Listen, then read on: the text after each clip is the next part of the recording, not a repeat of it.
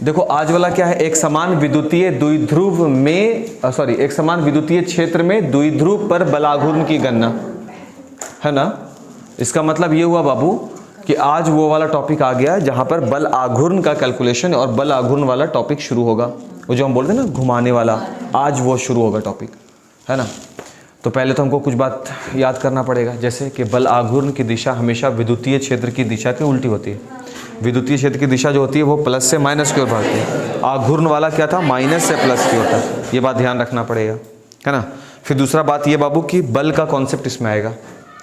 बल का कॉन्सेप्ट का मतलब है कि बल को कैसे कैलकुलेट करेंगे। तो जैसे तीव्रता के केस में आया था, तीव्रता निकालने के लिए E इज इक्वल F/Q0, तो यहाँ से हम बल को भी कैलकुलेट कर सकते हैं ना, F is equal to QE। हाँ, तो ये टॉपिक भी हम लोगों को आज रहने वाला है, मतलब उसी एक में कॉन्सेप्ट आएगा। उसके बाद बल आघूर्ण किसे कहते हैं वो समझ में आएगा। तो आघूर्ण, द्विध्रुव आघूर्ण हम लोग पढ़े हैं। ये क्या, कौन सा टॉपिक है, बल आघूर्ण है। तो बल आघूर्ण किसे कहते हैं वो जब कॉन्सेप्ट हम लोग खत्म करेंगे ना अपना समझते हुए, उसके बाद बल आघूर्ण का बात कर लेंगे साथ में। वहीं पर परिभाषा मिल जाएगा, मतलब वो तस्वीर के साथ ही आ जाएगा वहां पर, ठीक है। तो सबसे पहले देखो, जैसे कि हम कल वाला भी लेक्चर में बोल रहे थे ना, लाइन से पढ़िए, जो चीज कहे वो काम ड्रॉ कर दो, खेला शुरू हो जाता है वहीं से।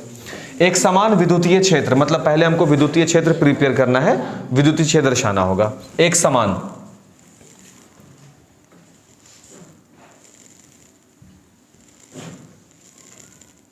ये जो बन रहा है ये विद्युतीय क्षेत्र है।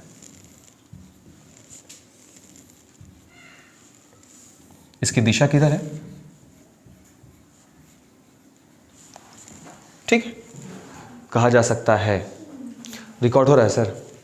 हाँ, एक बात तो ये हो गया क्लियर, विद्युतीय क्षेत्र की दिशा किधर है, उस तरफ है। इस बात का ध्यान रखोगे बाबू, इसमें बहुत इंपॉर्टेंट है, क्योंकि फिर जब हम इसके केसेस को स्टडी करेंगे तो वहां पर हमसे ये मांगता है एंगल वगैरह पर बात होगा, तो फिर फंस जाएगा मामला, इसलिए इसको ध्यान से देखते चलना।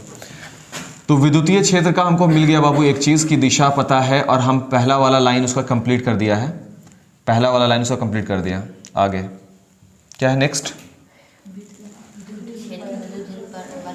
हाँ, इसका मतलब अब हमको द्विध्रुव रखना पड़ेगा, तो हम एक द्विध्रुव लेकर के आते हैं। चलो,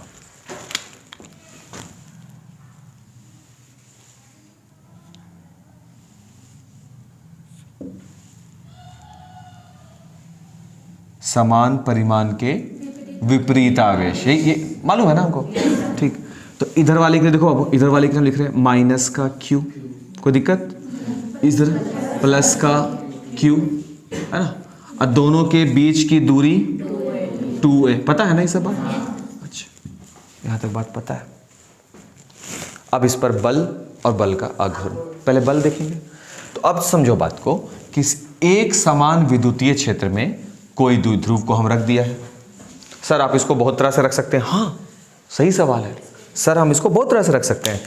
ऐसे भी रख सकते थे, ऐसे भी रख सकते थे, और ऐसे भी। और कोई कंडीशन होगा भाई? तो यही 3 कंडीशन होगा, या तो ऐसे हो सकता है, या तो ऐसे हो सकता है, या फिर ऐसे हो सकता है। तो वही 3 कंडीशन पर हम इसको रख दिया है। अब एक कंडीशन हम इसको रखा है, बाकी केस स्टडी में बाबू तुम इसको चाहो तो जितना थीटा पे घुमा घुमा करके, तो हमको एक ऐसा फॉर्मूला चाहिए होगा ना। जैसे ये हुआ क्या कि किसी खास कंडीशन के लिए आप बता रहे हैं, है ना। तो सर ये भी तो अपने आप से तुम सवाल करके देख सकते हो ना, अगर हमसे नहीं कर रहे हो तो अपने आप से सवाल कर सकते हैं ना कि सर इसको ऐसे थोड़ा सा झुका कर रख देंगे तो क्या होगा, ज़्यादा झुका कर रख देंगे तो क्या होगा। मान लो किसी पॉइंट पर ये जो एंगल बना रहा है क्षेत्र के साथ, क्षेत्र रेखा के साथ, वो थीटा है, तो जाहिर सी बात है यहाँ पे भी कितना एंगल बन रहा होगा, थीटा बन रहा होगा। यानी इस पर जितना भी पॉइंट आप खींच देंगे, सभी पर जो एंगल बन रहा होगा वो थीटा होगा। इस लाइन के बारे में हम नहीं जानते, ये चीज़ हम नहीं पढ़े। ये अगर 60 डिग्री बना रहा है तो अगर ऐसे खींचेंगे तो ये भी 60 ही होगा।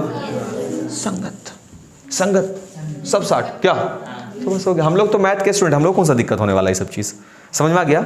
अच्छा अब आगे देखो, प्लस वाला है ना। तो विद्युतीय क्षेत्र के में अगर हम किसी द्विध्रुव को रखते हैं तो प्लस Q पर जब बल लगेगा, आघूर्ण पर हम बिल्कुल बात नहीं कर रहे हैं, बल बात कर रहे हैं। तो बल को हम 2 प्रकार से परिभाषित करेंगे, ध्यान से देखना। बल की दिशा किधर होगी, ये एक तो प्लस Q पर बल लगेगा, उस बल को हम बोलेंगे F प्लस Q, जाहिर सी बात है। और एक माइनस Q पे लगेगा, उसका नाम हम रखेंगे F माइनस Q। तो बल को दो प्रकार से परिभाषित यहां पे हम देखेंगे करता हुआ। एक, प्लस क्यू पर विद्युतीय क्षेत्र की दिशा में बल लग रहा है, मतलब कि ऐसे ही लग रहा है बल, ठीक है। और माइनस क्यू पर विद्युतीय क्षेत्र के विपरीत बल लग रहा है, मतलब इस दिशा में लग रहा है बल। नहीं समझ में आ रहा है हम क्या बोल रहे हैं? बोला कि सर अगर किसी एक समान विद्युतीय क्षेत्र में अगर द्विध्रुव को रख दिया जाए तो उस द्विध्रुव में जाहिर सी बात है समान परिमाण का विपरीत आवेश है, उन आवेशों पर लगने वाला बल, ऑब्वियस सी बात है बल लगेगा, लेकिन उस बल की दिशा क्या होगी? तो जवाब होगा सर बल की दिशा प्लस क्यू पर जब लग रही होगी विद्युतीय क्षेत्र के द्वारा तो वो क्षेत्र की दिशा में होगा, यानी इस तरफ होगा, और माइनस क्यू पर इस दिशा में होगा, यानी विद्युतीय क्षेत्र, ऐसे बोलेंगे इस दिशा में, पता नहीं चला, विद्युतीय क्षेत्र के विपरीत दिशा में होगा, ऐसे बोल सकते हैं ना। अब देखो ये हुआ प्लस क्यू, इस पर लग रहा होगा बल, यानी ये देखो बल का रेखा हम बना रहे हैं, कहां पे लग रहा है बल, ये देखो ये होगा रेड वाला जो है वो बल को बता रहा है, एफ प्लस क्यू, किसको बता रहा है ये? एफ प्लस क्यू को। बात समझ में आ रहा है? और एक विपरीत दिशा में जो लगा है माइनस क्यू पर, वो ये है, देखिए कह सकते हैं बाबू, और ये क्या है? F minus Q. Minus Q का मतलब सिर्फ एक नोट करने के लिए एक नोटेशन है। एक मिनट, चलो आगे बढ़ते हैं बाबू। एक समान विद्युतीय क्षेत्र में एक द्विध्रुव रख दिया है, द्विध्रुव को रख दिया गया है। इस द्विध्रुव पर हम पहले पता कर रहे हैं बल, तो प्लस क्यू पर लगने वाला बल, तो प्लस पर लगता है बल विद्युतीय क्षेत्र की दिशा में और माइनस पर लगता है विद्युतीय क्षेत्र के विपरीत दिशा में। यहां तक बात क्लियर हो गया। अब हम आगे बढ़ रहे हैं।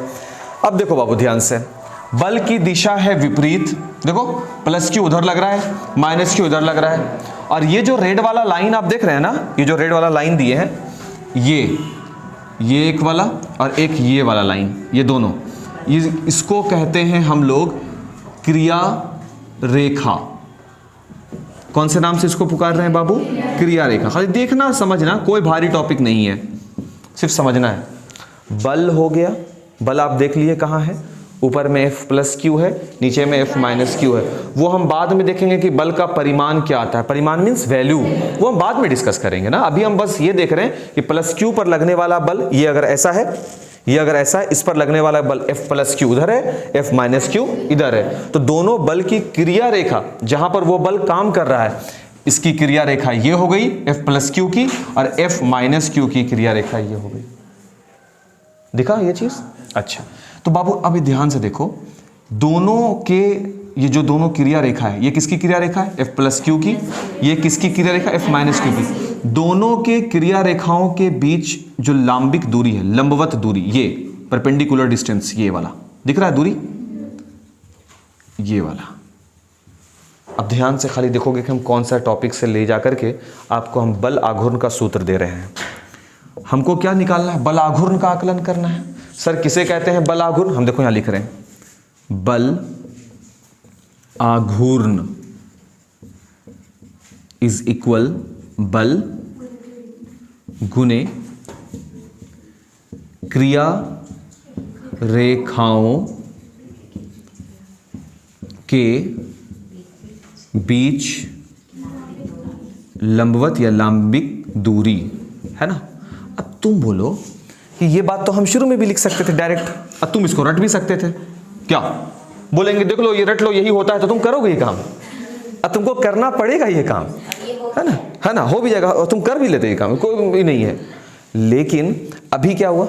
अभी जो तुम इसको लिख रहे हो ना, तुमको मालूम है, अच्छा लंबवत दूरी कौन है हमको पता है, क्रिया रेखा किसको कहते हैं हमको पता है, क्रिया माने काम, काम का रेखा, तो ऊपर वाला जो बल लग रहा है वो काम आगे की ओर कर रहा है, इधर वाला इस दिशा में कर रहा है, तो क्रिया रेखा दोनों का हो गया।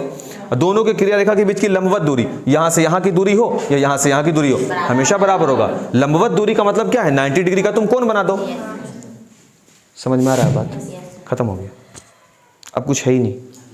अब बस आपको नहीं वैल्यू निकालना है, तो वैल्यू कैसे निकलेगा? देखो पहले हमको बल कैलकुलेट करना है, तो बल तो दोनों है, F प्लस क्यू भी है और F माइनस क्यू भी है, तो फिर हमको क्या करना पड़ेगा? पहले हम F प्लस क्यू निकालेंगे।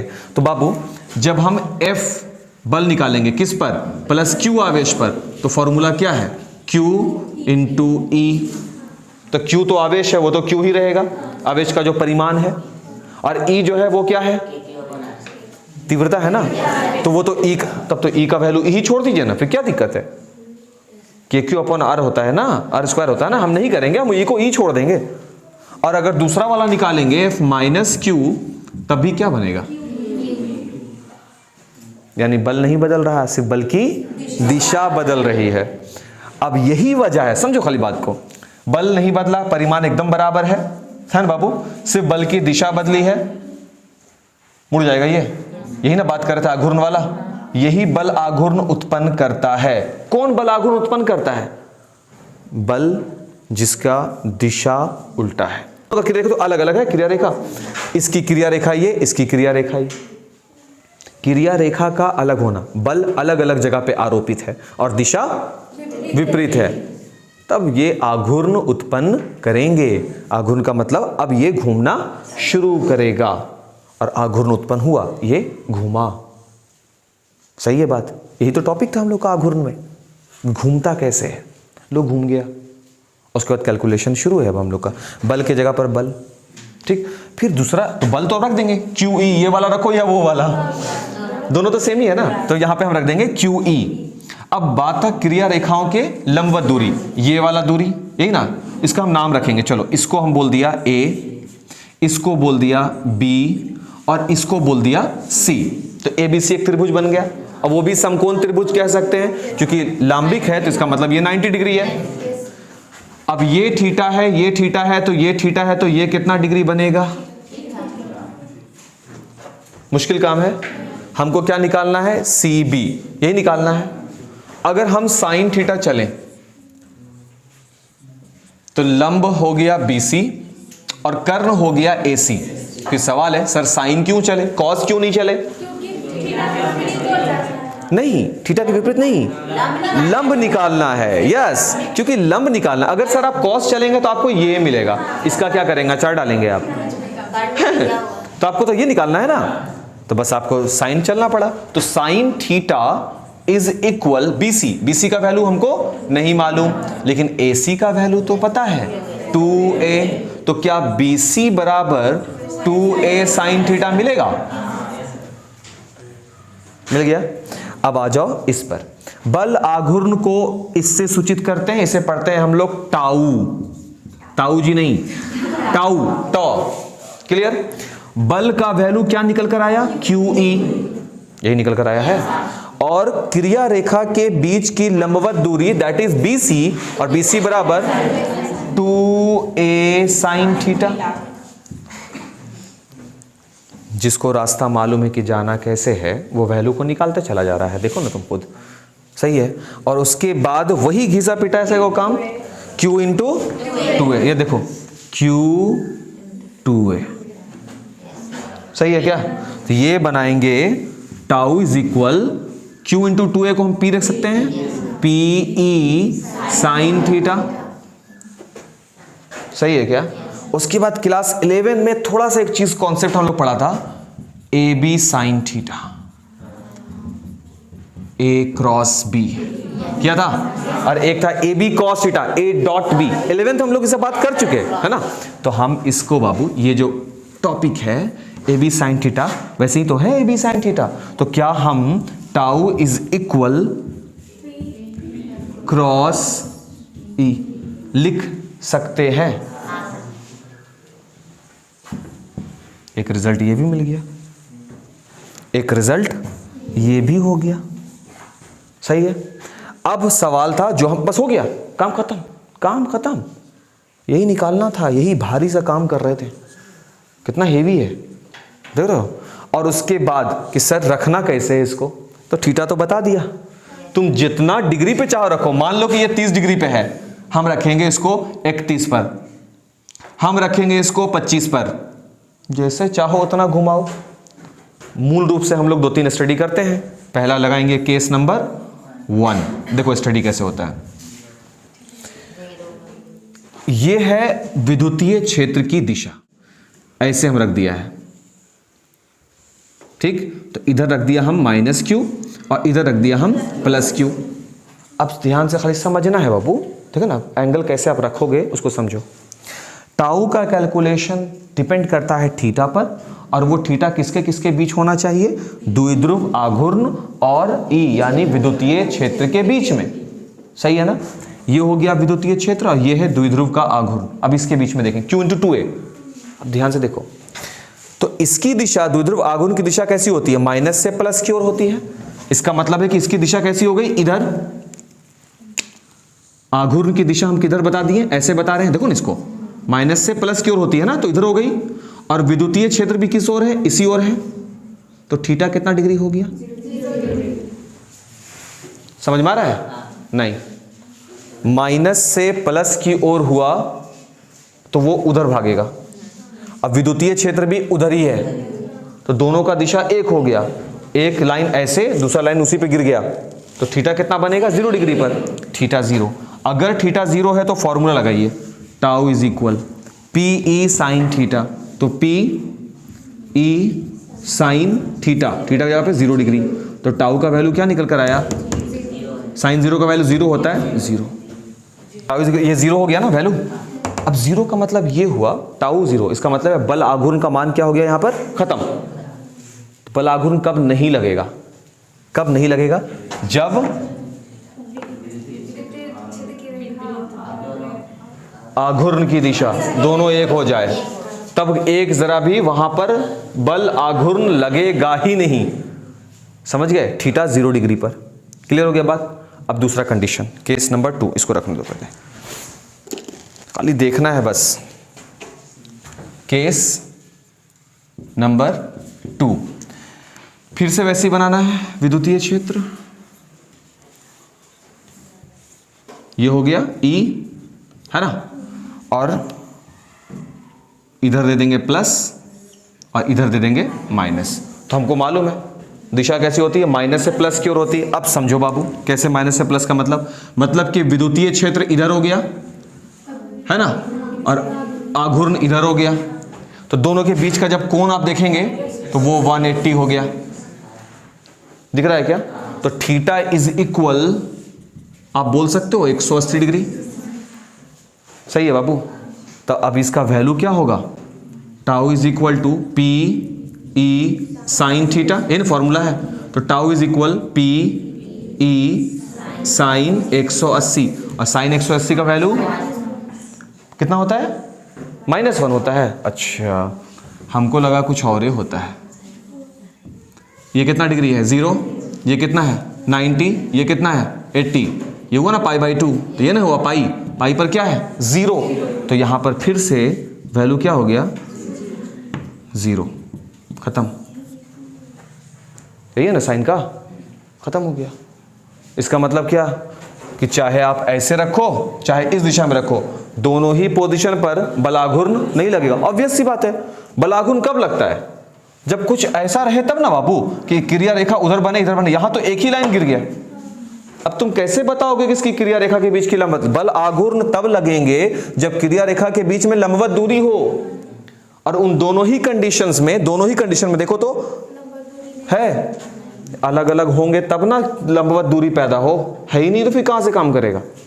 समझ में आया। अब लास्ट कंडीशन देखेंगे, केस नंबर 3, फिर से वही बना रहे हैं हम, विद्युतीय क्षेत्र हो गया, और ये देखिए द्विध्रुव हम ऐसे खड़ा कर दिया, इधर +Q और इधर -Q।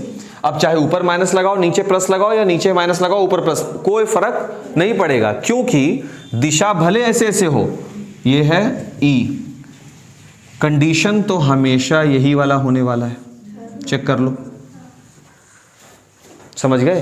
तो ये एंगल कितना बनाएगा आपस में, तो थीटा बराबर हम कह सकते हैं 90 डिग्री होगा, नहीं। और जब थीटा 90 डिग्री होगा तब टाउ कैलकुलेशन देखिए, PE sine theta, then tau is equal to PE sine 90, और साइन 90 का वैल्यू 1, तो tau is equal PE। Sine 90 का वैल्यू 1 होता है ना, तो इसका वैल्यू PE। सबसे मैक्सिमम बल आघूर्ण कब लगेगा, जब विद्युतीय क्षेत्र ये और द्विध्रुव ऐसे। जाहिर सी बात है, जब ऐसे होगा तो +Q को ऐसे धक्का दिया जा रहा होगा साफ से, अब -Q उधर से धक्का लगा रहा होगा, तब ये सबसे मैक्सिमम होगा, खट से एकदम ऐसे मुड़ जाने वाला नहीं होगा। और जब पहले से ही ऐसे लेट जाए इस दिशा में, पर कोई फर्क नहीं पड़ेगा। बल आघूर्ण लगता कब है? जब क्रिया रेखा के बीच में लंबवत दूरी हो। तो लंबवत दूरी भी तो हमको देखना पड़ेगा कि लंबवत दूरी होना चाहिए। चलो बात करते हैं थोड़ा। क्वेश्चन क्या था? एक समान विद्युतीय क्षेत्र। तो सबसे पहले हमको क्या बनाना पड़ा? विद्युतीय क्षेत्र, वो भी एक समान। उसमें कोई द्विध्रुव है, ये द्विध्रुव को रख दिया। द्विध्रुव को द्विध्रुव क्यों बोल रहे होते हैं वो भी हमको मालूम है। समान परिमाण का विपरीत आवेश होना चाहिए, यही है ना बात। समान परिमाण का विपरीत आवेश एक दूसरे से 2a दूरी पर रखे गए हों, रख भी दिया। उसके बाद हम बल के बारे में शुरू किए बात। क्यों किए? क्योंकि सर पहले विद्युतीय क्षेत्र है, फिर द्विध्रुव है, फिर बल है, फिर आघूर्ण है, बल है, तो बल पे बात करेंगे। तो बल कहाँ लग रहा है? प्लस क्यू आवेश पर। तो उसके लिए हम लिखा कि प्लस क्यू आवेश पर लगने वाला बल हमेशा विद्युतीय क्षेत्र की दिशा में है और माइनस क्यू आवेश पर लगने वाला बल हमेशा विद्युतीय क्षेत्र के विपरीत दिशा में है। सर वो बल क्या होगा जो लग रहा है? तो बोला बाबू वो बल आपको विद्युतीय क्षेत्र की तीव्रता का जो सूत्र हम लोग पढ़े थे, E = F/Q0, एकांक आवेश पर लगने वाला बल पढ़े थे, F/Q0, वहीं से हम F = QE का सूत्र निकाल दिया। तो उस हिसाब से प्लस क्यू हो या माइनस क्यू दोनों पे, क्योंकि आवेश का परिमाण तो दोनों का बराबर है, इसलिए वो लग रहा है इक्वल। समझ में आ रहा है बाबू? यहां तक हो गया, बात खत्म। तो बल हमको पता चल चुका है ना। उसके बाद बात हुई कि अगर बल की दिशा अलग अलग है तो दोनों बल की दिशा के अलग होने के वजह से बल कहां पर काम कर रहा है वो भी हमको पता चल चुका है कि इस पर बल का काम इस दिशा में है और इस पर बल का काम इस दिशा में, यानी ये हो गई इनकी क्रिया रेखाएं। क्रिया मीन्स वर्ब, काम की रेखा हो गई। उन काम की रेखा के बीच की जो दूरी होगी, दूरी कैसे निकालते हैं? ऑब्वियस सी बात है, दो पॉइंट के बीच की दूरी हमेशा लंबवत तो ही निकाली जाती है। वो लंबवत दूरी निकाल दिया। लंबवत दूरी किस हिसाब से निकला? तो भाई वो तो साइन थीटा लेंगे। अब ये तो त्रिकोणमिति हम लोग 10th में पढ़े हैं, 11th में पढ़े हैं, तो ये सब बात तो इतना समझते होंगे। तो साइन थीटा, अब थीटा इसको क्यों माना? हम बोला मान लेते हैं विद्युतीय क्षेत्र के साथ द्विध्रुव थीटा पे झुका है, तो वो हर पॉइंट पे थीटा पे झुकेगा। तो थीटा पे झुका हुआ है, विद्युतीय क्षेत्र के साथ मेरा द्विध्रुव थीटा कोण से झुका हुआ है, तो वो हर जगह पर वो थीटा कोण से। ये जरूरी है बाबू कि यहाँ पे क्षेत्र लिखा, यहाँ पे नहीं लिखा, यहाँ पे भी को बना देंगे।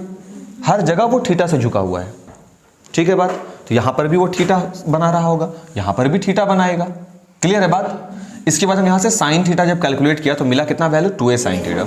हम लिखवा देंगे तरीका से, पहले आप समझ लें इसको। तो हमको कैलकुलेट करना था बल आघूर्ण। बल आघूर्ण बराबर बल गुने उनकी क्रिया रेखाओं के बीच की लंबवत दूरी, लांबिक या लंबवत दूरी। अब लंबवत दूरी देखना है तो लंबवत दूरी मिल चुका है, बल भी मिल चुका है, सबको गुना कर दिया, QE/2a साइन थीटा। क्लियर हो गया बात? Q × 2a के जगह पर हम क्या रख दिया? P, बन गया P sin theta. P sin theta को अगर हम वेक्टर फॉर्म में देखें तो ये तो है ही है, सदिश गुणनफल है ये। कैसे? कहाँ गया? यह है AB, यहाँ लिखा है A × B, AB sin theta. उसी प्रकार से PE sin थीटा यानी P × E, P × E। Clear हो गया बात? अब डिपेंडेंसी देखिए बल आघूर्ण की। बल आघूर्ण की निर्भरता थीटा पर है। अब वो थीटा जो है वो और कुछ नहीं, P और E के बीच का कोण है। तो हमको P और E के बीच का कोण देखना है।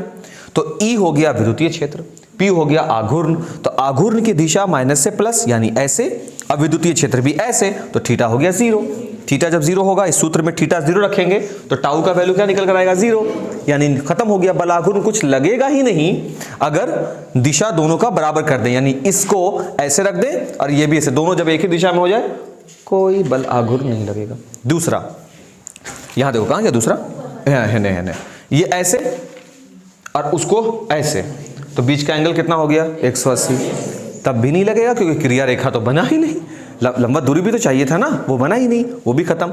तीसरा वाला बनेगा अगर आप माइनस को ऊपर कर दें, प्लस को नीचे कर दें, तब भी दोनों ही हालत में, है ना बाबू, 90 डिग्री पे जाएगा। तो टाउ का मान P, ये सबसे मैक्सिमम है। अब प्रश्न आता है, बल आघूर्ण का एक समान विद्युतीय क्षेत्र में रखे गए किसी द्विध्रुव पर लगने वाले बल आघूर्ण दैट इज टाउ का मान मैक्सिमम कब होता है?